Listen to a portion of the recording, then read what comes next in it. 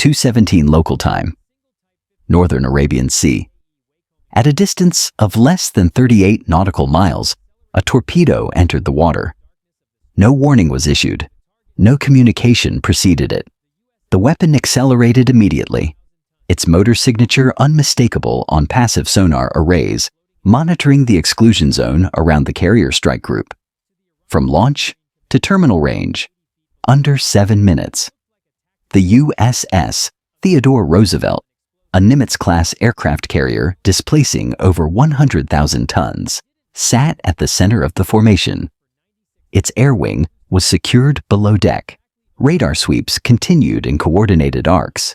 The sea surface was calm, conditions that carried acoustic energy farther than usual.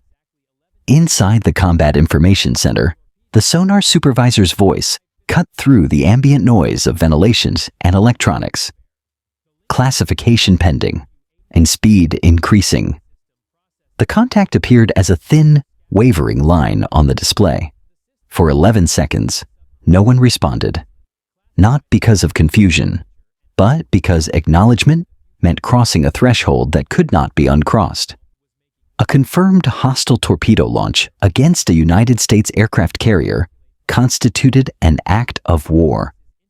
The carrier strike group commander leaned toward the screen. His next transmission would enter the official record. It would be reviewed by analysts, attorneys, and historians. Every word mattered. Assume hostile. All units, defensive posture. The timeline collapsed, but what almost no one outside that room understood, what wouldn't be acknowledged until weeks later in closed-door testimony, was that the decision that truly mattered had already been made, not 7 minutes earlier, not 7 hours earlier, 7 days earlier. The torpedo was simply the moment when two incompatible assumptions collided with procedural certainty. Subscribe. These moments don't come with warnings. If you're still watching, you understand why this matters. Was this restraint or miscalculation? 7 minutes remained. The outcome no longer depended on intent, only on procedure. The submarine that fired the weapon was a Kilo-class diesel-electric boat, Russian-designed, Iranian-crewed, operating in waters it had patrolled for nearly 2 decades. Kilo-class submarines are not cutting-edge. They are not stealthy by modern standards. But in shallow, thermally complex littoral environments, they possess one critical advantage: silence when stationary. The torpedo itself was a wakehoming variant, designed to track the disturbed water behind a moving surface vessel. Unreliable at close range, devastating if it reached the target. Slow enough to be countered if detected early. This was not a surprise capability. U.S. naval intelligence had cataloged Iranian torpedo doctrine extensively. Training exercises simulated exactly this scenario. A submerged contact launching from inside the escort screen, forcing rapid defensive decisions under political and legal constraints. On paper, the Iranian move made sense. A carrier strike group is a concentration of political vulnerability. Sinking one would be catastrophic.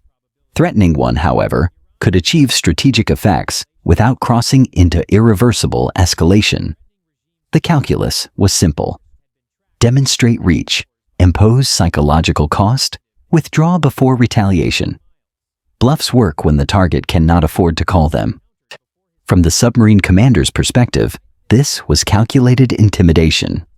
Fire close enough to force a reaction. Prove penetration of the defensive perimeter. Then fade into the noise of coastal traffic and thermal layers, leaving Washington to argue internally about rules of engagement, while Tehran claimed technical malfunction or navigational error. Ambiguity was the shield. The assumption, shared by planners who authorized the mission, was that the United States would respond defensively.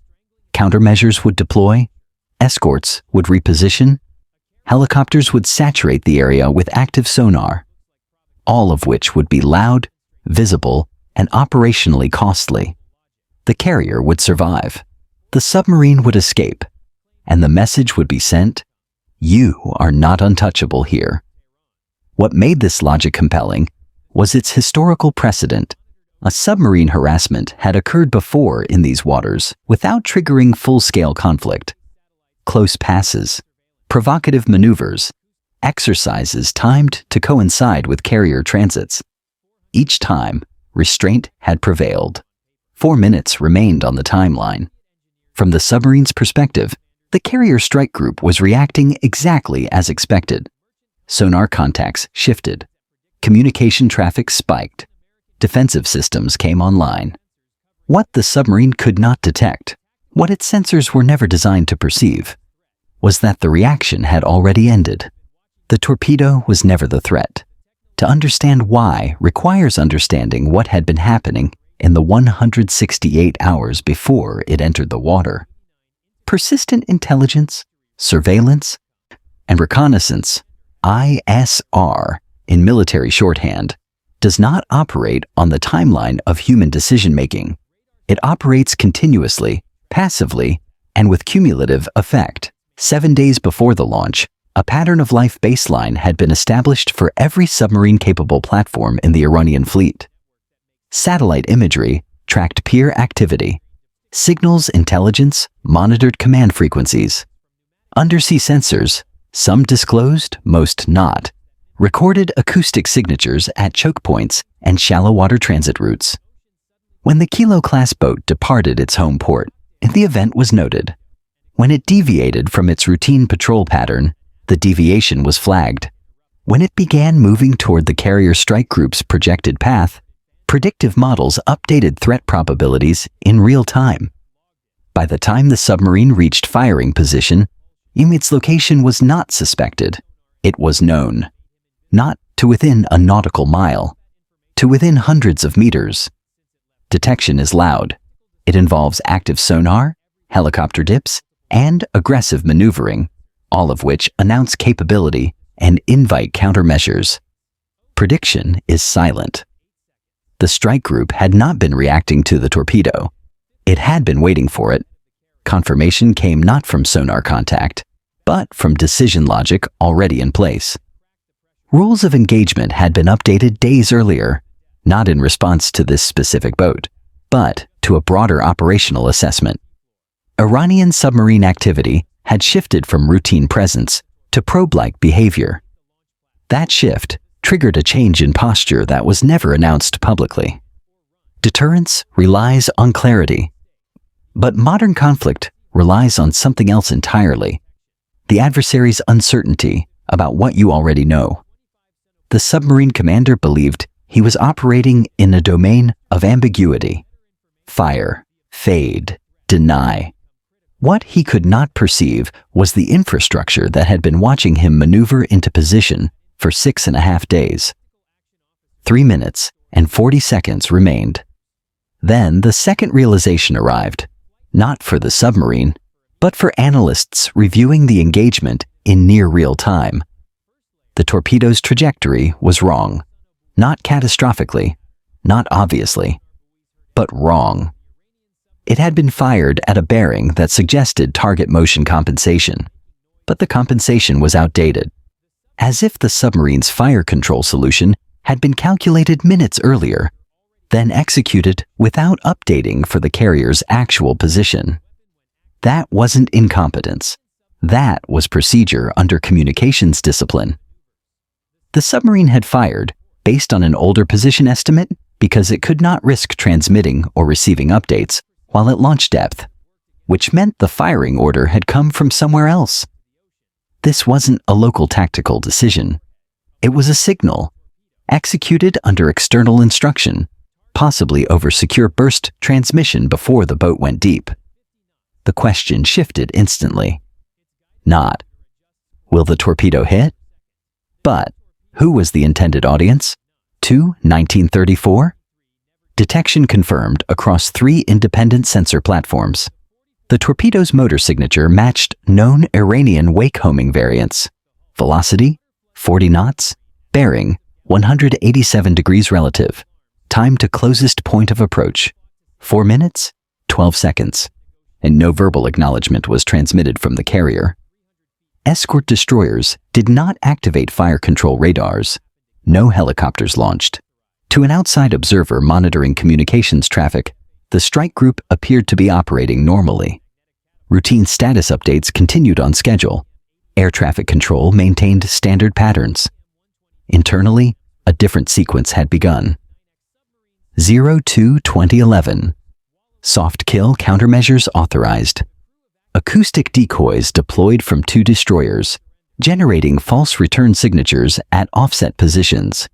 Not to confuse the torpedo, its homing logic was too simple for sophisticated deception, but to create ambiguity in any post-incident analysis about what the strike group had detected and when. 02-2103, classification complete. The torpedo's propulsion plant matched a specific production batch sold to Iran in the early 2000s. That level of fidelity was not accidental. It meant the strike group's acoustic library had been updated recently, possibly from close-range intelligence collection during previous patrols. 02-2147, counter posture adjustment. The carrier did not maneuver evasively. It maintained course and speed. To alter either would validate the threat and confirm detection, neither of which served U.S. interests in the next phase of the engagement. Instead, a single destroyer adjusted position by 900 meters. Not defensively. Offensively. It placed itself between the torpedo's projected track and a geographic coordinate that had been designated 7 days earlier as a high-probability submarine operating area. The submarine had not moved since firing. On standard procedure: remain stationary, minimize acoustic signature, wait for confusion before withdrawing. That procedure assumed the strike group did not already know its exact location. 2-2319. Neutralization. The torpedo ran out of fuel 840 meters short of its nearest viable target. It had been a long shot from the beginning, literal and tactical. Its motor shut down. The weapon sank unpowered into 190 meters of water. No explosion, no impact, no secondary effect. From the submarine's perspective, this was a probable outcome. The mission had never been to hit, only to demonstrate capability and impose cost. What happened next was not retaliation. It was correction. 02-2401, a capability activated. No public document describes it in detail. No budget line acknowledges it directly.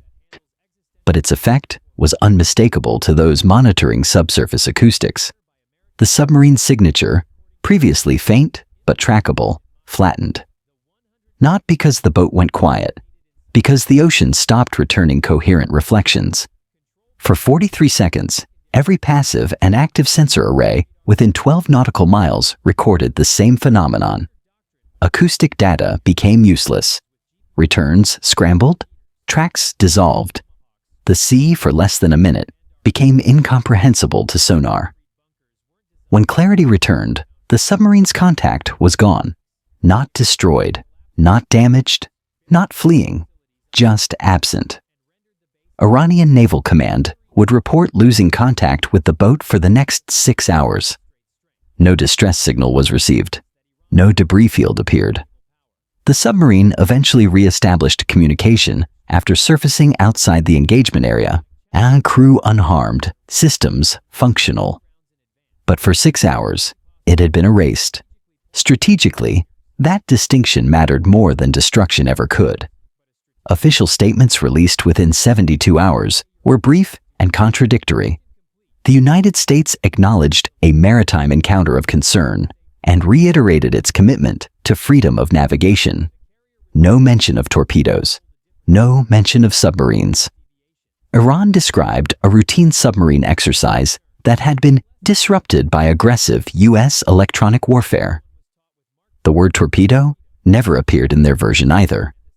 Both narratives were incomplete. Both were believed by their domestic audiences. But inside operational planning cells on both sides, a different assessment circulated.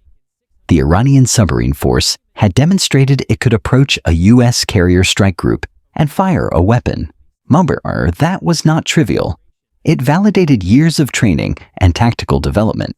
But it had also revealed The one thing no Navy wants exposed: how thoroughly it had been tracked before, during, and after the engagement.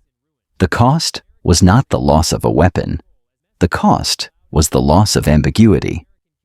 Every future Iranian submarine deployment would now operate under the assumption that it had been detected long before it knew. That assumption would alter behavior, constrain tactics, and erode confidence in ways no explosion ever could. Asymmetry in modern conflict is not measured in firepower. It is measured in whose assumptions survive contact with reality. For the carrier strike group, the incident consumed no ordnance. It required no emergency maneuvering. It triggered no calls for political authorization. The engagement had been procedural. The outcome predetermined. And yet, in closed briefings months later, analysts would describe the encounter as one of the most significant non-kinetic naval events in a decade. Not for what happened, but for what it clarified. Deterrence had not failed. It had never been needed. Because the real conflict had already been won in the 168 hours of silent observation that preceded the first torpedo entering the water. Was this restraint or a warning shot the world never heard? Modern conflict isn't fought in moments. It's resolved quietly, long before anyone realizes they've lost. Because the most dangerous wars are the ones that end before they begin.